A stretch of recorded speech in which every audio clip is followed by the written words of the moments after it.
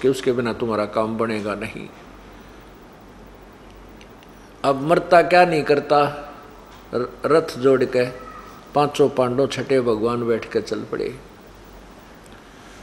जब एक योजन दूर रह गए, रथ रोक दिया और नंगे पैरों रथ में जूते धर दिए, नंगे पैरों एक योजन तक उस संत की झोंपड़ी तक पहुँचे।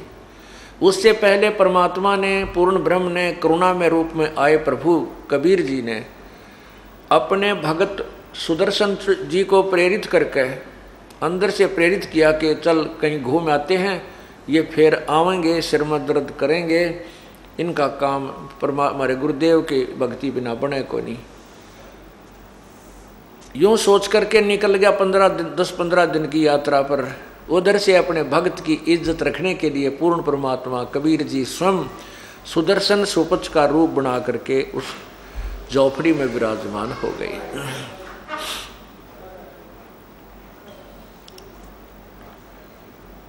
वहाँ ज्यों ही पांचों वो छहों के छहों पहुँचे, क्योंकि ये नियम है, पूर्ण परमात्मा के सामने जाते अपने आप झुक जाता है प्राणी।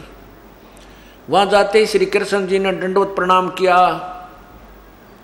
जब श्री कृष्ण जी ने प्रणाम किया तो पांचों पांडवों ने भी दंडवत प्रणाम किया। तब सुदर्शन रूप में विराजमान प्रभु ने कहा, हे त्रिलोकीनाथ, आज इस गरीब की कुटिया पर कैसे आगमन हो गया? क्यों शर्मिंदा करते हो मुझे प्रणाम करके? तब श्री कृष्ण जी ने कहा, हे सृष्टि रचनहार, हे पूर्ण परमात्मा, ये हमारी एक अर्ज स्वीकार कीजिए। ये युधिष्ठिर राजा है, ये इसके चारों भाई हैं, इन्होंने एक यज्ञ की है प्रभु, आप उस यज्ञ में चलिए। श्री सुदर्शन रूप में प्रभु ने कहा कि भाई मैंने इस पहलवान को अपनी शर्त बताई थी, वो शर्त आज भी मेरी पूरी कीजिए। अब श्री कृष्ण जी तो फिर भी 3 लोक के प्रभु हैं, जनसाधारण से परमात्मा है। परमात्मा का अर्थ होता है श्रेष्ठ आत्मा। उनमें विनम्रता, विदुता अन्य से अधिक थी। तो उन्होंने कहा कि प्रभु आपकी वाणी है, क्योंकि कबीर परमात्मा ने चारों युगों में अपनी वाणी का, इस 100वें वेद का प्रचार किया था, जो आज आपके पास विद्यमान है।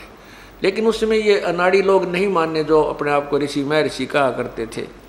उनको ज्ञान तो था नहीं, संस्कृत भाषा जानते थे, तत्व ज्ञान से अपरिचित थे। वही ज्ञान जो आज को बता रहा हूं आपको, परमात्मा ने चारों युगों में बताया है।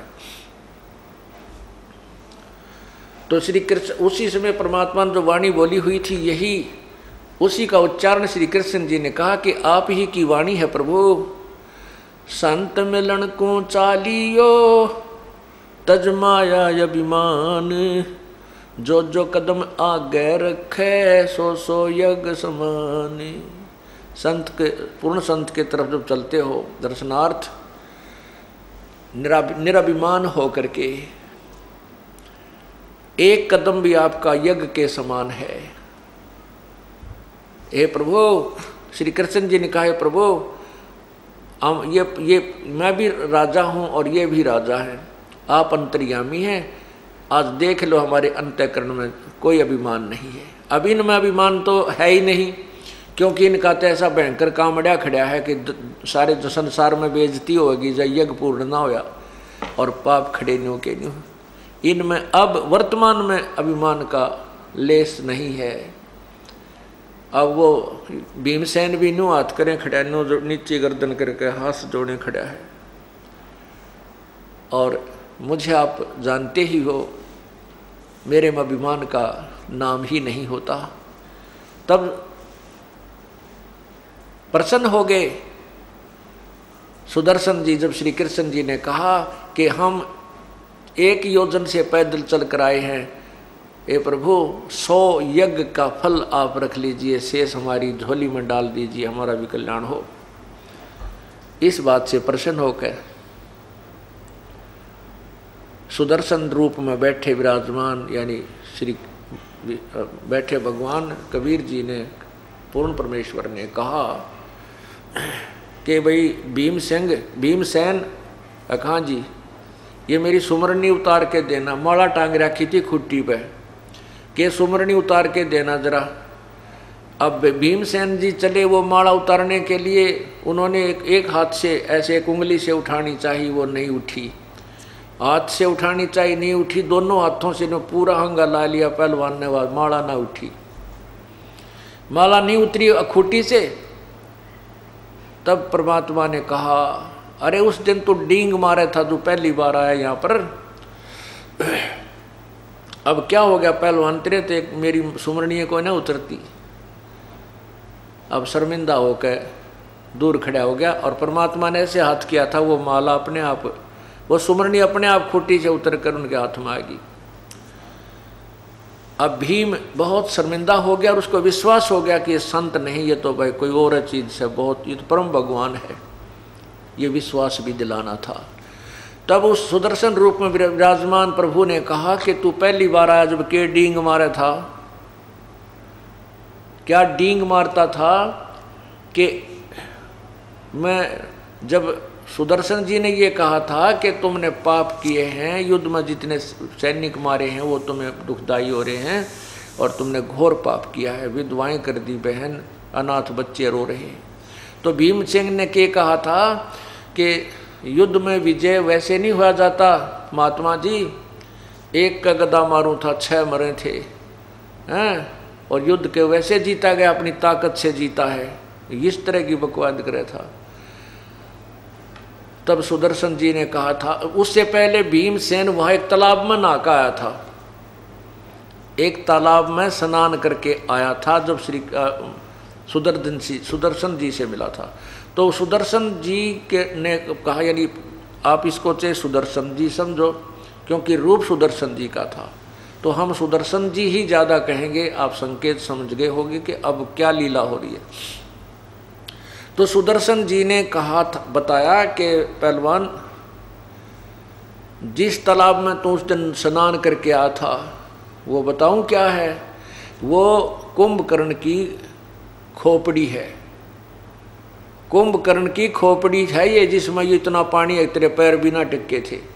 यानी कुंभकर्ण की खोपड़ी, यानी सिर का ये ऊपर का ऐसा कटोरा सा होता है, ये ऊपर तो इतना निकल जाता अलग, तो जो एक कटोरा सा होता है इसको खोपड़ी बोलते हैं, खप्पर। और वो भी भिक्षण कहते हैं, ये भी भिक्षण का न, उसका क्या, कुंभकर्ण का, ये कुंभकर्ण की खोपड़ी है, जिसमें तेरे पाँव भी ना टेके थे, तेरे जैसे बलि तो करा कितने को गजा लिए। अब जिस आदमी के सिर की खोपड़ी में और भीम के भी पैर ना टिके, भीम तो इतना बलवान बताते हैं, हाथी को पकड़ कर आकाश में हवाई जहाज की तरह फेंक दिया करता था, तो फिर कुंभकर्ण और कितने बलवान होंगे, ये और विचार करने की बात है। ऐसा ही है, आज चाहे हमें ना ये बात स्वीकार्य हो, लेकिन सत्य है। रावण के विषय में लिखा है सदग्रंथ के अंदर कि रावण 100 जोटियां का मांस एक बार खा जाता था, 100 जोटे, और उस टाइम के जोटे भी तगड़े होंगे, ई वाला तथा, और 100 मटके दारू के एक बार पी जाता था, शराब 100 मटके। अब ये जच्चा को ना, क्यों नहीं जच्चा, क्योंकि हमारा तो ब्योतना, और हमने 1000-2000 वर्ष तक का इतिहास ज्ञान है, उसमें कभी सुना नहीं ऐसा कुछ हुआ होगा। ये सत्य है, इस सत्य को कैसे स्वीकार्य करना है अपने को, इस मन को जचाना है ये बात, फिर यूँ मान जाता है। अब हम जब छोटे छोटे थे तो उस समय वो वृद्ध हो रहे थे, बूढ़े आदमी। हमारे दादाजी पिताजी यूँ बताया करते थे कि भाई यू बूढ़ा बैठा ना, यो 5.5 मन वजन, 5 मन यानी 2 क्विंटल वजन को, और ऐसे तसड़े में रख के मिट्टी, जैसे छत पर कच्ची मिट्टी डाला करते थे, बड़ी बड़ी पौड़ी बनाया करते, लंबे लंबे दरवाजे व महल बनाते थे, तो कच्ची मिट्टी डाला करते थे। तो उस छत के ऊपर सीढ़ी लगा के, पेड़ काड़ा नहीं, जीना अलग चीज़ होती है, लेकिन सीढ़ी के ऊपर चढ़ना बहुत कठिन होता है। सीढ़ी, उस सीढ़ी को ऐसे लगाते हैं, उस पर 5 मन वजन यानी 2 क्विंटल वजन को सिर पे रखवा देते थे 2 जने उठा के, और वो चढ़ के ऊपर और छत पे डाल आता था। फिर उसका आहार बताते हैं कि 1.25 किलो घी ने एक बार खा जाता था। 1.25 किलो घी का हलवा, 1.25 किलो घी तक पी जाता था। और फिर और रोटी रहेगी न्यारी, सब्जी रहेगी अलग से, वो कितनी खाया करता। अब कोई नो के 1.25 किलो घी आदमी पी जाया करता, और 50 साल में 1 ग्राम घी खानिया नहीं रहेगा, ऐसा स्थिति आ जाएगी। करीब 10 ग्राम घी खा ले तो सारा दिन एसिडिटी बनी रहती है। तो हमारे भी अब आदत से कोना कि 1 किलो घी आदमी पी कर नू का नू रह जाता था, और 5 मन वजन को उठाकर ऐसे इंसान ऊपर चढ़ जाता था। ये नहीं जचे, क्योंकि आज कोई 2 मन वजन को भी मुश्किल से उठा कर ऊपर चढ़ सकेगा, और आने वाले 100 साल के बाद तो छोटे छोटे पतले पतले आदमी हो जाएंगे। उनके बारे में कोई कहे कि ऐसा हो गया था तो वो बात जचे नहीं। लेकिन अब इसी प्रकार त्रेता युग और द्वापर युग का हिसाब ला कर देखेंगे वर्तमान में, तो बहुत अपने आप समझ में आ जाएगी। तो इस प्रकार त्रेता युग में फिर द्वापर युग के लास्ट में बहुत अंतर हो जाता है। शरीरों की व्यवस्था कमज़ोर होती चली जाती है, लेकिन पहले वाले बलवान होते थे। तो जब उसको पता चला युद्ध भीम को कि सचमुच ये कुंभकर्ण की एक खोपड़िए थी, तो वो कितना बलवान होगा, तेरी कोई औकात नहीं। उसके बाद वो और नॉर्मल हो गया। अभिमान उसको, जो काया का अभिमान था, जो शरीर के बल का अभिमान था, वो भी नष्ट हो गया। 5 पांडवों और 6 श्री कृष्ण भगवान और 7 में पूर्ण परमात्मा रथ में बैठ करके उस यज्ञ मंडप में आए। वहाँ पर 88,000 ऋषि, 33 करोड़ देवता, 12 करोड़ ब्राह्मण जो वेदों के को कंठस्थ याद किए हुए थे, वेदों के मंत्रों से ही बोली बोलते थे, आवाज लगाते थे। और 56 करोड़ यादव, 9 नाथ 84 सिद्ध वहाँ पर विराजमान थे। जब देखा कि एक व्यक्ति आया है, एक शूद्र सा, एक गरीब व्यक्ति गांव में, जैसे शूद्र रूप में वाल्मीकि के घर जिसका जन्म हो, उसकी वेशभूषा कैसी होती है अंडरस्टूड है। छोटे छोटे बाल, छोटी छोटी दाढ़ी बड़ी हुई, शीश के बाल उलझ पुलझ छोटे छोटे, और घुटनों तक की धोती बांध रखी, पैरों में टूटे से जूते, धूल भरा सा मैले से कपड़े। और वो संत जब मंडप में प्रवेश करके अंदर जाने लगा, तो सभी महापुरुष जो बैठे थे, ऋषि में ऋषि देवता, वो अंदर अंदर सोच रहे हैं कि ये कौन आ गया, क्या इससे शंख बजेगा? अरे इनके पाप बहुत हैं, युद्ध में इन्होंने बहुत विनाश किया है, इनका शंख नहीं बजेगा, इनकी यज्ञ संपूर्ण नहीं हो सकती, ये कुछ भी कर ले, ऐसे विचार कर रहे थे। अब श्री कृष्ण जी ने द्रौपदी से कहा कि बहन, अब सुंदर आहार बना, स्वादिष्ट आहार बना, और इस महात्मा के भोजन खाने से तुम्हारी यज्ञ संपूर्ण होगी। इस दृष्टिकोण से द्रौपदी ने बहुत सुंदर आहार बनाया, नाना प्रकार के भिन्न भिन्न प्रकार के सब्जी, भिन्न भिन्न प्रकार के जैसे मिष्टान बनाई, कितने बर्फी बनाई, लाडू बनाए, जलेबी तारी और हलवा खीर बनाई। सबको अलग अलग पात्रों में रखकर थाली में सजा करके महात्मा सुदर्शन जी के सामने रख दिए। अब मैं सुदर्शन जी ही कहूँगा, वैसे वो कबीर परमात्मा अपने बच्चे, अपने सेवक के रूप में विराजमान थे, क्योंकि उन्होंने सुदर्शन जी की ही महिमा बढ़ाई थी। ये तो हमें पता लग है कौन के लीला थी। जनसाधारण सुदर्शन जी के कारण ही यज्ञ संपूर्ण मानता है, तो हम सुदर्शन जी ही कहेंगे। सुदर्शन जी के सामने उसको सुपच भी कहते हैं, जैसे आजकल शेड्यूल कास्ट कहते हैं, ऐसे उस समय जो सवर्ण जाति से अन्य जातियां होती थी उनको सोपच कहते थे, सौपच, सुपच या सौपच। तो सुदर्शन सुपच के सामने वो भोजन आहार रख दिया। उस भोजन को देखा प्रभु ने, क्या किया, कटोरियों में से थोड़ा थोड़ा भोजन थाली में डाल लिया, इकट्ठा कर लिया। उसमें जलेबी भी, लड्डू भी तोड़ कर डाल लिए, खीर भी, हलवा भी, कचौड़ी भी, पकौड़ी भी, सब्जी दाल सारी कुछ मिला ली। और द्रौपदी जी देख रही थी, वो सोच रही थी कि ये घास फूस का सब्जी खाने वाला एक व्यक्ति आज मेरे द्वारा बनाए स्वादिष्ट पकवान को खाएगा, उंगली चाटता रह जाएगा और मेरी पता नहीं कहाँ कहाँ जा कर के मेरी प्रशंसा करेगा। अब द्रौपदी जी ने देखा कि इसने तो सारा कुछ काम खराब कर दिया।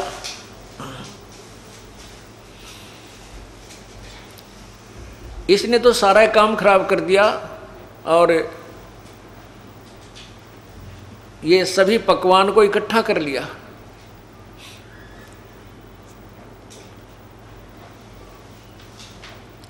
सभी पकवान को इकट्ठा कर दिया तो मन मन में ये सोचने लगी कि इस शूद्र ने खाना भी नहीं खाना तो ये कहाँ के एक शंख बजाएगा, ये काहे कि हमारी यज्ञ संपूर्ण करेगा, कहाँ श्री कृष्ण जी इस अबसी को यहाँ ले आए। इतना दुख मानेगी मन ही मन में। परमात्मा अंतर्यामी थे, वो जान के द्रौपदी के मन के खोट को। उन्होंने अपनी शक्ति का प्रदर्शन भी करना था और काम भी अभी अधूरा रखना था, क्योंकि द्रौपदी के मन में खोट था, उसमें अभिमान था अपने धन और पकवान का। अब द्रौपदी को भी सीधा करना था, क्योंकि जब तक अभिमान है परमात्मा निकट नहीं आ सकता प्राणी के। ये सबसे बड़ा मैल है इस जीव को। भगवान और परमात्मा के बीच में अभिमान सबसे भयंकर दाग है। उस द्रौपदी के उस दाग को नष्ट करने के लिए प्रभु ने वो शंख नहीं पूरा बजने दिया। क्या किया, सुदर्शन जी ने वो जो सारा मिक्स कर लिया था, सभी पकवान खिचड़ी सी बना ली थी, एक ग्रास खाया। एक ग्रास खाया तो एक बार शंख ने आवाज़ की, दूसरा ग्रास खाया दूसरी बार आवाज़ की, ऐसे 5 बार में सुदर्शन जी ने वो सारा जो डाला था थाली में आहार वो खा लिया। 5 ही बार शंख बज के शांत हो गया। युधिष्ठिर जी प्रसन्न हुए। युधिष्ठिर जी ने कहा श्री कृष्ण जी के पास आकर, हे प्रभु आपकी दया से काम बन गया, शंख बज गया, हमारी यज्ञ पूर्ण हो गई, हम धन्य हो गए, धन्य हो आप, धन्यवाद आपका, एक ऐसे महापुरुष को आप ढूंढ लाए, हमारा काम बन गया। श्री कृष्ण जी ने कहा नहीं युधिष्ठिर, अभी यज्ञ पूर्ण नहीं हुआ। ये शंख तो कंटिन्यूस बजना चाहिए था, ये अखंड बजना चाहिए था, ये क्या बात है, ये तो 5 बार बजकर बंद हो गया। तब युधिष्ठिर जी ने कहा प्रभु अब कौन रहा जिसको बुला कर लाएंगे। श्री कृष्ण जी ने कहा ये जो तुमने के बाल में एक सा दिखा है, इसके एक बाल के समान भी 3 लोक नहीं है, ऐसी परम सिद्धि युक्त ये महापुरुष है, इससे आगे कोई स्थान नहीं है, कोई महापुरुष नहीं है। लेकिन ये शंख ना बजा, इसके अंदर कोई दोष है, वो अपने घर में है, वो मैं ढूंढता हूँ किस व्यक्ति के अंदर दोष आया है। श्री कृष्ण जी भी 3 लोक के, जब ये महापुरुष खाना खा रहा था तेरे मन में क्या विकार आया है और जिसके कारण ये शंख अभी बजा नहीं। द्रौपदी जी ने कहा हे भगवान, मेरे जो मन में विकार आया है मैं बताती हूँ। मैंने 2 घंटे तक धूमे में आँख फड़वाई, अपने हाथों रसोई बनाई, भोजन बनाया, और मैं सोच रही थी कि मेरे आहार को खा के ये महात्मा जी इतना प्रसन्न होगा, उंगली चाटता रह जाएगा। और जब मैंने देखा कि इसने तो सारा ही काम बिगाड़ दिया, सबको इकट्ठा इसने कर लिया, खिचड़ी बना दी तो मेरे माथे में सिलवट गिर गई और मैंने भला बुरा मन मन में बहुत गणा कह दिया। तब श्री कृष्ण जी ने कहा, द्रौपदी एक पाप और इकट्ठा कर लिया, ये भयंकर पाप और इकट्ठा कर लिया, संत के साथ बदतमीजी करने का, संत के प्रति दोष मन में लाने का, यो भी पाप है। ऐसे कर इस महापुरुष के धूल भरे चरण धो करके पी ले, जब तुम्हारा शंख बजेगा तेरा भी अपराध हृदय का नष्ट होगा। अब मरता क्या नहीं करता। कहते हैं उसी समय द्रौपदी एक थाली लाई, एक लोटा लाई, उस एक तसला लाई और एक पानी का बरका पात्र लाई। अपने हाथों से द्रौपदी और श्री कृष्ण जी ने सुदर्शन जी के पैर धोए, वो चरणामृत वापस लोटे में डाला और द्रौपदी ने जब पीना प्रारंभ किया तो श्री कृष्ण जी ने कहा कि बहन आधा चरणामृत मुझे भी दे दे। ऐसे महापुरुष का चरणामृत बड़े भाग्य से प्राप्त होता है। आधा द्रौपदी ने पिया, आधा श्री कृष्ण जी ने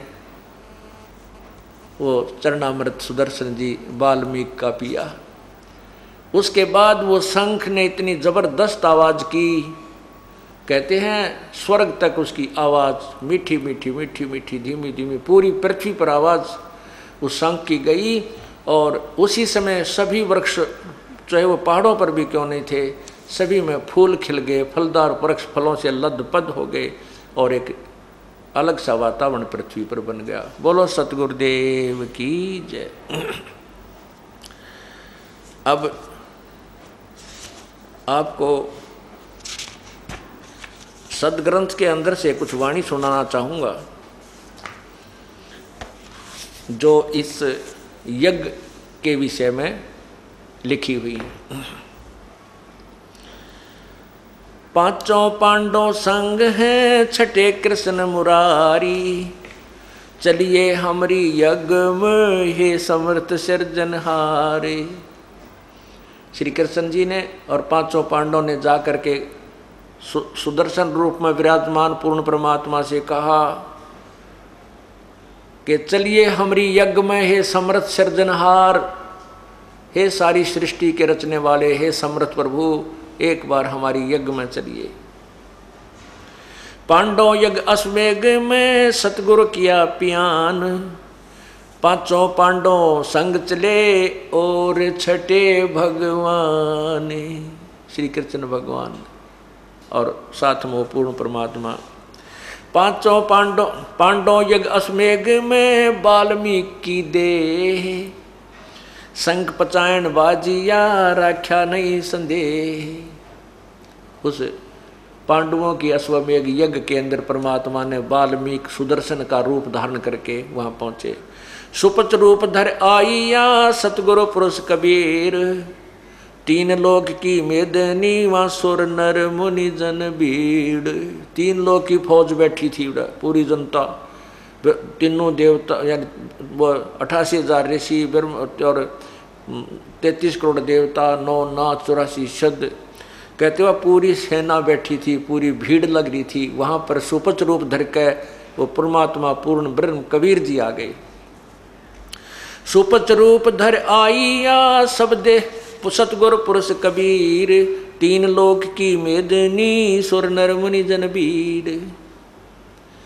ग्रीव सुपच रूप धर आइया सब देवन का देव, कृष्ण चंद्र पग धोइया करी तास की सेव। ग्रीव पांचों पांडव यज्ञ अश्वमेघ में आए नजर निहाल, जमराजा की बंद में खल हल पड़ा कमाल। सुपच रूप को देख कर, सुपच रूप को देखकर, सुदर्शन रूप को देखकर भगवान के को द्रौपदी मानी संके, जान गए जगदीश गुरु हो बाजत नाही शंख। सुपच रूप को देखकर द्रौपदी के मन में खोट आ गया। द्रौपदी मानी शंख और जान गए वो जगत गुरु बाजा को नहीं शंख, इसलिए शंख बजाया को ना।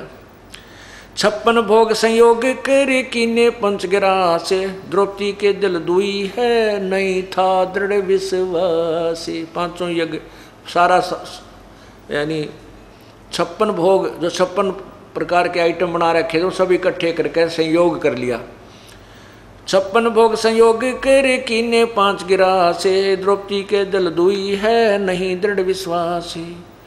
पांचों पांडव यज्ञ करी कल्प वृक्ष की छाही, द्रौपदी के दिल बंक है भाई कण कण बाजा नाही। पांचों पांडव यज्ञ करी कल्प वृक्ष की छाही, द्रौपदी के दिल बंक है न्यो कण कण बाजा ना, यानी अखंड नहीं बाजा, इसलिए शंख अखंड नहीं बजा के द्रौपदी के दिल में मन में खोट था। उस खोट को निकालने के लिए ये परमात्मा ने फिर एक लीला न्यारी की। सुर नर मुनि जन यज्ञ में त्रिलोकी के भूपे, सुपच यज्ञ में आई या नित बेचत है सूपे। अब उस पांडवों की यज्ञ में सुर देवता, नर यानी जो भक्ति करने वाले भक्तजन, और मुनिजन ये ऋषि आदि यज्ञ में, और त्रिलोकी के भूप 3 लोक के राजा ब्रह्मा विष्णु महेश भी गुप्त रूप धारण किए वहीं बैठे थे। और उस परमात्मा ने सुदर्शन रूप में 56 भोग न भोगिया किन्ने पंचगिरा से, खड़ी द्रौपदी उन्मनी व घाल रही थी सांस मारे थी। द्रौपदी जब परमात्मा ने वो 5 सारे भोजन को इकट्ठा करके खाना शुरू किया तो द्रौपदी उन्मनी सी खड़ी होकर मन मन में खोटी सोच रही थी। बोले कृष्ण महाबली क्यों बाजा नहीं शंख, जान गए जगदीश गुरु ये काटत है मन बंग के। अब कृष्ण जी ने देखा भी वो शंख क्यों नहीं बजा, फिर वो जान गए कि द्रौपदी के मन के बल को सीधा कर रहे हैं, द्रौपदी के खोट है, इसने सीधा करना चाहते हैं, इसको विनम्र करना चाहते हैं। इसलिए ये जगत गुरु, ये जगदीश गुरु यानी पूर्ण परमात्मा ने शंख इसलिए नहीं बजाया। बोले कृष्ण महाबली क्यों बाजा नहीं शंख, जान राय जगदीश गुरु ये काटत है मन बंके। श्री कृष्ण जी ने कहा द्रौपदी दिल को साफ कर चरण कमल लाए, वाल्मीकि के बाल सम ये त्रिलोकी नहीं पाए। तो इसको क्या एक वाल्मीकि एक भंगी सा जान रही है, शूद्र समझ रही है। इस वाल्मीकि के अंदर भक्ति की शक्ति इतनी है कि इसके एक बाल के बराबर भी ये 3 लोक नहीं है। पुण्यात्मा यही कबीर परमेश्वर जी हमें बताते हैं, कहता हूँ कई जाते हूँ सुनता है सबको, सुमन से भला होएगा नात्र भला ना होए। फिर कहते हैं कहता हूँ कई जाते हूँ कहूँ बजा के ढोल, श्वास जो खाली जाते हैं ये 3 लोक का मोल। इसी का प्रमाण गरीबदास जी को जब कबीर परमेश्वर ने तत्व ज्ञान बताया, वो गरीबदास जी भी यही कह रहे हैं कि कबीर जी ने मुझे बताया।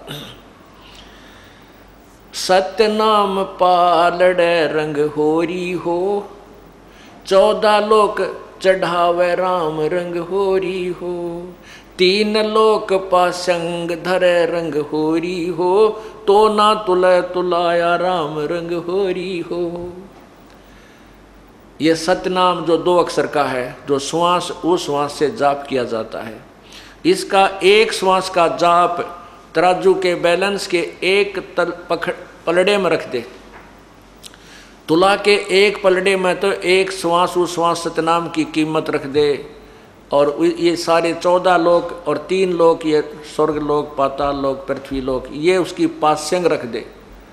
पास्यंग क्या होती थी? पहले वो हाथ की तराजू हुआ करती थी, एक लकड़ी का दो पलड़े बांध दिया करते थे और ऊपर एक बीच में सेंटर में उसका पकड़ने का एक रस्सी बांध लिया करते थे। उसमें फिर भी कोई अनबैलेंस हो जाता था, उसमें गड़बड़ी रह जाती थी, उसको पासिंग कहा करते थे। उस पासिंग को अर्थात उस बैलेंस को ठीक करने के लिए, तुला के पलड़ों को एकसार बनाने के लिए कुछ आइटम,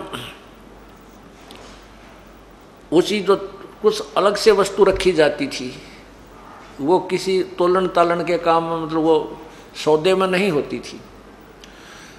तो कहते हैं 3 लोग तो पासिंग बना ले और 14 लोग एक तरफ धर दे, और परमात्मा का एक श्वास का नाम, श्वास उस श्वास की जो सतनाम के जाप की कीमत। कहते हैं तो ना तुला तुलाया राम रंग होरी हो, तो भी उस श्वास के सतनाम के एक स्मरण की कीमत अधिक है। तो यहाँ वही कह रहे हैं, द्रौपदी दिल को साफ कर चरण कमल लो लाए, वाल्मीकि के बाल सम तरलोकी नहीं पाए। यानी इतनी शक्ति है इनके अंदर, ये 3 लोक भी इसके समान नहीं है। शंख बजाना तो इनके लिए बाएं हाथ का खेल है।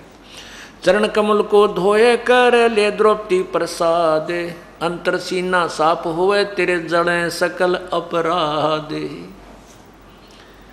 करी कृष्ण भगवान को चरणामृत सो प्रीत, शंख पचायन जब जब लिया द्रौपदी सीत। ये जब द्रौपदी ने और कृष्ण जी ने किया जब वो शंख बजा। अब उस अश्वमेघ यज्ञ में कौन कौन आए थे? 12 कोट पंडित जहाँ, ब्रह्मा विष्णु महेश, चरण लिए जगदीश को जिसको रटता शेष। वाल्मीकि के बाल सम नाही तीनों लोक, सुर नर मुनिजन कृष्ण सुधा पांडव पाई पोखे। वाल्मीकि के बाल सम नाही तीनों लोक, सुर नर मुनिजन कृष्ण सुध पांडव पाई पोख। अब इस आधी पंक्ति जो भगवान की वाणी की, इस वाणी का जो है इसकी आपको व्याख्या करता हूँ, आप हैरान रह जाओगे।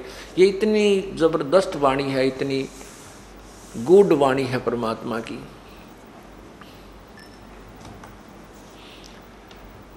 आपको सत्संग में बुलाया जाता है, इसका उद्देश्य होता है हमारे कुछ पुण्य वहीं से प्रारंभ होता हो जाते हैं जहाँ से आप संत के दर्शनार्थ चलते हो। जैसे अभी आपने सुना कि संत मिलन को चालिए तज माया अभिमान, और जो जो कदम आगे रखे वो एक एक एक समान। एक तो पुण्य वहाँ से शुरू हो गया, वहाँ से यहाँ तक आने के जितने कदम रखे ये यज्ञ बने।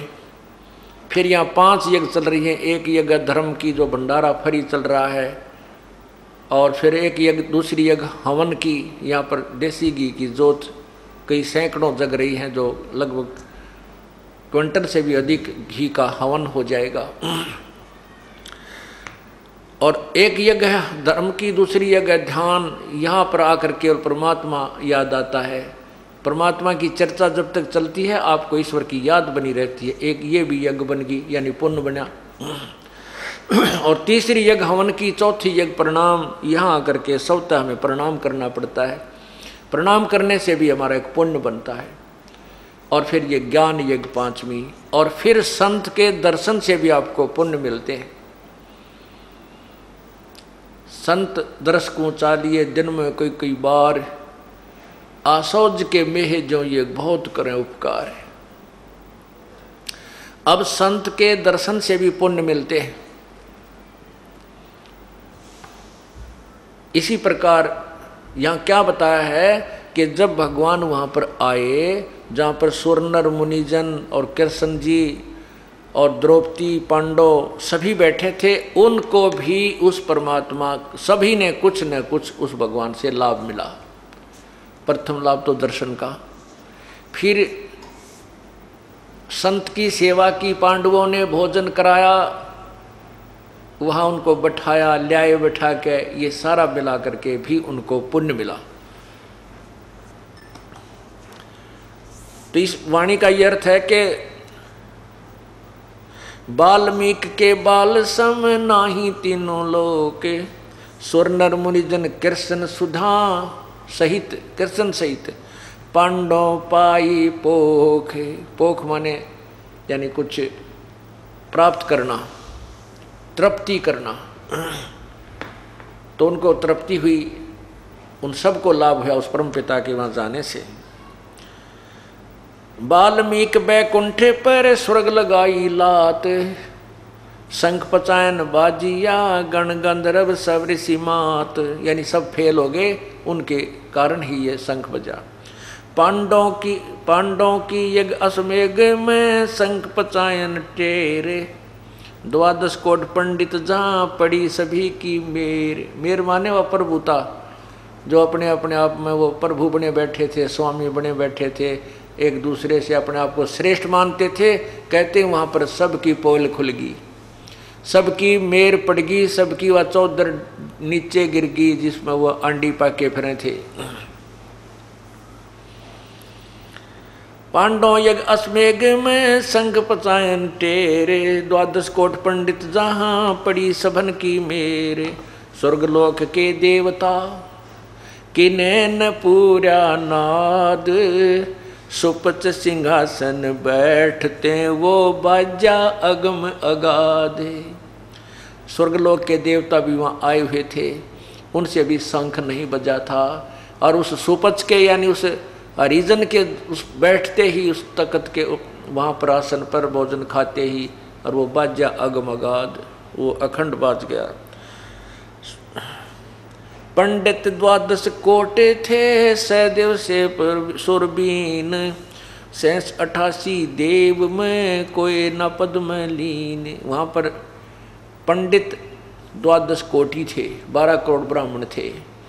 और सहदेव से सुरबीन, ये नकुल और सहदेव जो थे ये भी विद्वान थे, समझदार थे, भगत थे, इनको भी पंडित की ही श्रेणी में लिया जाता है। सुपत सिंह 86 देव में 88,000 ऋषि थे। कहते इनमें कोई ना पद में लीन, इनके पास किसी के पास भी यथार्थ भक्ति नहीं थी जिससे ये संकट टल सकते हैं, आपत्तियां दूर हो सकती हैं, जिससे 3 ताप का कष्ट दुख दूर हो, वो इनके अंदर भक्ति नहीं थी। 86 ऋषि जहां वो देवा 33 कोटे, शंख न बाजा तास से वो रहे शरण में लोटे। पंडित 12 कोट हैं और 84 सिद्ध, शंख न बाजा तास से वो पिए मान का मध्य। ओए होए, उनसे शंख नहीं बजा क्योंकि वो तो अभिमान का प्याला पिए बैठे थे, वो अभिमान का नशा किए हुए थे और भक्ति उनकी श्रेष्ठ थी नहीं।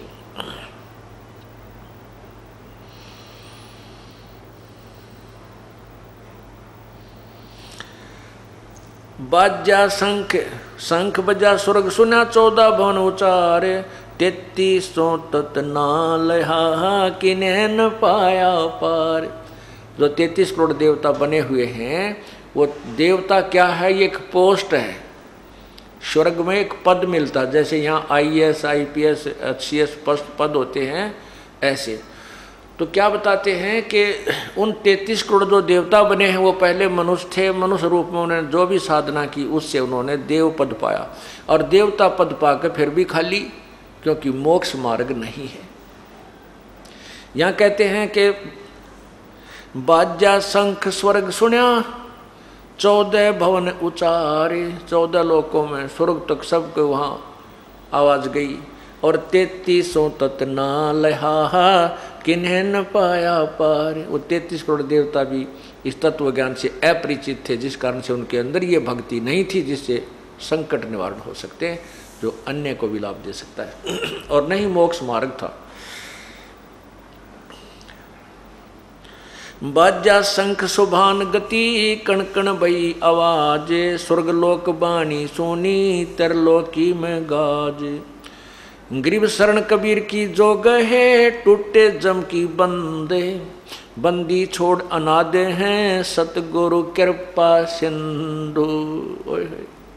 कि जो पूर्ण परमात्मा कबीर परमात्मा की शरण में आ गए हैं उनके तो काल के बंधन टूट जाएंगे। और ये बंदी छोड़ भगवान अनादि हैं, ये सतगुरु कृपा सिंध, ये सतगुरु रूप में आते हैं, ये कृपा के सिंधु हैं, कृपा के सागर हैं, हमें आकर के फिर मार्ग बतलाते हैं।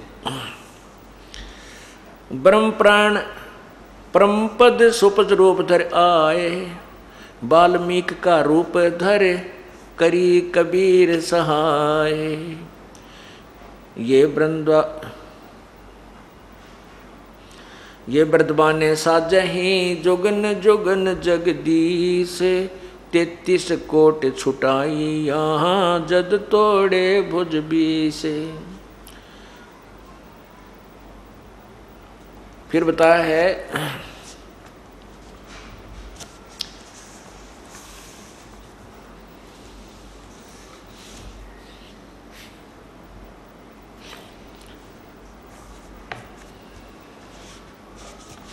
कि पूर्ण परमात्मा के आने से उनका कार्य सिद्ध हुआ। ये ग्रंथ साहब में भिन्न भिन्न स्थान पर वाणी लिखी हुई थी, इस दास ने इनको इकट्ठी जगह जगह से इकट्ठी करके आपको सभी सुना रहा हूँ, क्योंकि ये अमृत वाणी को सुनने से भी लाभ होता है। ये सवसम वेद की अमृत वाणी है, इसको सुनने से और परम संत के द्वारा सुनने से वो ज़्यादा असर करती हैं। जैसे एक तो साधारण आदमी कहे कोई बात, एक कोई अधिकारी व्यक्ति कहे तो अधिकारी व्यक्ति की बात का उन्हीं वचनों का असर हो जाता है।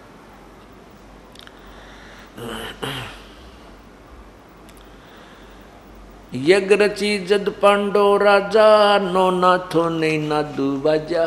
9 नाथ भी आए हुए थे। यज्ञ रची जब पांडो राजा, 9 नाथों ने नादू बाजा। 84 सिद्ध रिधि सब मोहे, पूर्ण ब्रह्म ध्यान नहीं जोहे। 84 सिद्ध रिधि सब जो है, इन्होंने केवल रिद्धियां सिद्धियां प्राप्त कर ली, पूर्ण परमात्मा की भक्ति का ज्ञान नहीं हुआ, उस प्रभु का ध्यान, उस प्रभु की भक्ति नहीं की। कोट 33 यज्ञ के माही, सुर नर मुनिजन गिनती नाही। 56 कोट जहाँ थे यादो, जिनसे नाही बाजा नादो। वहाँ पर 56 करोड़ यादव भी थे, 33 करोड़ देवता भी थे, सुर नर मुनिजन और गिनती नहीं कितने इंसान थे, उन सब से भी शंख नहीं बजा। सुदर्शन की भक्ति की शक्ति से वो शंख बजा। 56 करोड़ जहाँ थे यादो, जिनसे नाही बाजा नादो। अरबों वक्ता वेद उचारी, ना भई यज्ञ संपूर्ण सारी। कितने वेदों के घोटे हुए बैठे थे, उनसे भी वो यज्ञ संपूर्ण नहीं हुआ। 60 दर्शन की गिनती नाही, अनाथ जीव जी में बहु माही। सुर नर मुनिजन तपास नासी, दंडी वृक्त बहुत उदासी। कामधेनु कलवृक्षी लाए, 3 लोक के सुर नर आए। 5 पांडव कृष्ण शरीरा, जिनसे यज्ञ भई ना थीरा। 5 पांडव और कृष्ण जी भी वहीं विराजमान थे, उनसे भी वो यज्ञ पूर्ण नहीं हुई। एक वाल्मीकि नीचे कुल साधु, जिन शंख पचायन पूरे नादू। और गिनो माया के पूता, ब्रह्म योगिनी सब ही दूता।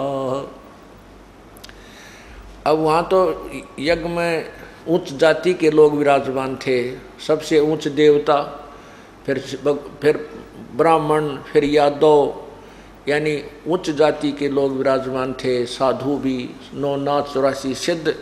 तो वहाँ क्या बताते हैं परमात्मा? यही बताना चाहते हैं, सद्भक्ति चाहे कोई किसी जाति का कर लो और मर्यादा में रहता हुआ करो, वही सफल होगा। जाति और मजहब से परमात्मा प्रसन्न नहीं होता।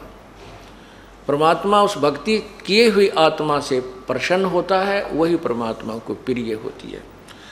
एक वाल्मीकि नीचे कुल साधु, जिन शंख पचायन पूरा नादू।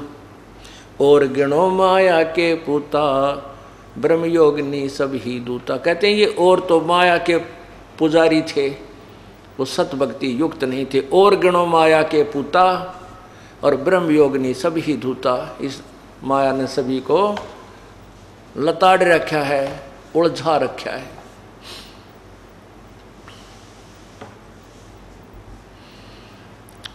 तेतीस कोट यज्ञ में आए 88 सारे, 12 कोट वेद के वक्ता, वहां सोपच का शंख बजारे।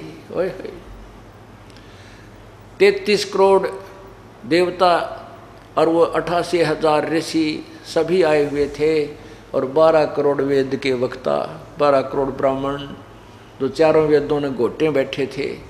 कहते उनसे भी शंख नहीं बजा, वहाँ पर सुपच का शंख बजा रे। वो सत भक्ति युक्त महात्मा से ही शंख बजा।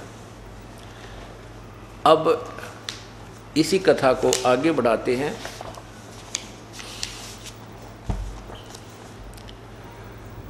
कुछ दिनों के बाद क्या होता है कि दुर्वासा जी, ऋषि दुर्वासा जी एक बहुत बड़े सिद्ध पुरुष थे। उनके वचन में शक्ति थी, जो भी वचन कह देते थे वो पार हो जाता था। और वो दुर्वासा जो है श्री कृष्ण जी के गुरु भी थे, धार्मिक गुरु थे। आध्यात्मिक गुरु श्री कृष्ण जी के संदीपनी जी थे। और आध्यात्मिक नहीं, जैसे अक्षर ज्ञान कराने वाले, जैसे टीचर होते हैं, जो शिक्षक होते हैं, ये भी गुरु कहलाते हैं। एक आध्यात्मिक जो शिक्षक होता है वो गुरु अलग होता है। संदीपनी जी जो थे वो विद्या के गुरु थे, यानी शिक्षा अक्षर ज्ञान कराने वाले गुरुदेव थे श्री कृष्ण जी के। आध्यात्मिक गुरु उनके दुर्वासा जी थे। दुर्वासा जी द्वारका के बाहर बनी में, एक तो वन होता है, वन तो बहुत लंबा चौड़ा और गांव नगरी से काफ़ी दूर होता। बनी होती थी गांव के आसपास आधा किलोमीटर क्षेत्र तक चारों तरफ घूमी हुई होती थी, उसको बनी बोलते हैं। उस बनी, वो बनी भी बहुत लंबी चौड़ी होती थी, वृक्ष होते थे, वहाँ कुएं होते थे। तो साधु संत उसमें बैठकर अपना भजन आदि करते थे। नगरी के लोग उनकी सेवा कर दिया करते थे। दुर्वासा जी वहाँ बनी में जाकर के विराजमान हो गए। नगरी में पता लगा कि महापुरुष आए हैं, उनकी सेवा के लिए श्रद्धालु लोग जाने लगे। उस समय 56 करोड़ यादव की जनसंख्या 56 करोड़ हो चुकी थी। और यादव लोग श्री कृष्ण जी के साथ रह कर के अभिमानी हो गए थे। अभिमानी कैसे हो गए थे कि श्री कृष्ण जी के बराबर कोई नहीं है। क्योंकि उन्होंने गोवर्धन उठा लिया था और कंस को मार दिया, केसी को मारा, चाणूर को मार दिया, जरासंध को मार दिया, काल्यावन को मरवा दिया, हाँ, और भी कई ऐसे चमत्कारी काम कर रखे थे, जिस कारण से यादवों को यह अभिमान हो गया था हमारे साथ श्री कृष्ण जी पूर्ण भगवान हैं, इसलिए हमने किसी की जरूरत को ना। इस उद्देश्य को मध्य नजर रखते हुए उनमें अभिमान हो गया। और जवान जवान बालक यानी 30, 35, 40 साल की उम्र के कुछ व्यक्तियों ने इकट्ठा होकर के ये एक स्कीम बनाई कि दुर्वासा के पाखंड की पोल खोलेंगे। क्या स्कीम बनाई कि यूं कहते हैं कि दुर्वासा जी आगे पीछे और वर्तमान, भविष्य और भूत की सारी बातें बता देता है। आज इसकी पोल खोल लेंगे। क्या किया कि प्रद्युमन जो श्री कृष्ण जी के पुत्र थे, प्रद्युमन को एक स्त्री का स्वांग बना लिया। एक गर्भवती स्त्री का स्वांग बनाया, पेट पर एक कढ़ाया बांध दिया, छोटा सा जो सब्जी छोंक लगाने का होता है। उस कढ़ाई को नीचे पेट पर बांध कर रस्सी तो पिछला करना, ऊपर के थोड़े थोड़े कपड़े बांध करके लोगड़ लागड़ ला के और बांध दिया कपड़ा ऊपर। उसके ऊपर फिर वो स्त्री वाले कपड़े पहना के और घूंघट गांगट काट के एक उसका पति नकली बना लिया। और 10-20 जने इकट्ठे होकर दुर्वासा जी के पास गए। दुर्वासा जी के पास जाकर कहा उन्होंने कि हे ऋषिवर, ये व्यक्ति है, ये इसकी पत्नी है, इनके विवाह को कई वर्ष हो गए हैं, 10-12 वर्ष हो गए हैं और इनको कोई संतान नहीं हुई। अब मुश्किल से रजा हुई है, प्रभु की कृपा हुई है, इनको आशा हुई है और ये उतावले हो रहे हैं, ये जानना चाहते हैं इनका लड़का होगा कि लड़की। अब दुर्वासा जी ने देखा जानते हैं तो वो तो बकवाद करने आए हुए थे। दुर्वासा जी ने कहा इस गर्भ से तुम्हारा यादों का कुल नाश होगा, तुम यादों का नाश होगा। इस गुस्से में आकर कह दिया कि इस गर्भ से तुम्हारा यादों का नाश होगा। और फिर ठाया चमटा लाल आँख करी तो बागलियो बालक थे, मतलब बकवाद करने आए हुए थे, वो जान गए भाई ऋषि ने श्राप दे दिया। तो गांव में, नगरी में, द्वारका नगरी में इस बात की चर्चा फैल गई कि दुर्वासा जी ने श्राप दे दिया कि यादों का नाश होगा, विनाश होगा।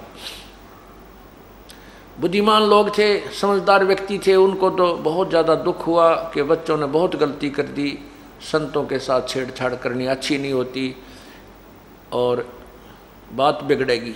बहुत चिंतित हो गए। नगरी में उस दिन चूल्हा भी नहीं चढ़ा तो कुछ समझदार लोग इकट्ठे होकर कहने लगे भाई क्यों घबराते हो, अपने साथ श्री कृष्ण जी रहे, सब समाधान कर देंगे, चलो उनके पास चलते हैं और बताते हैं सारी कहानी।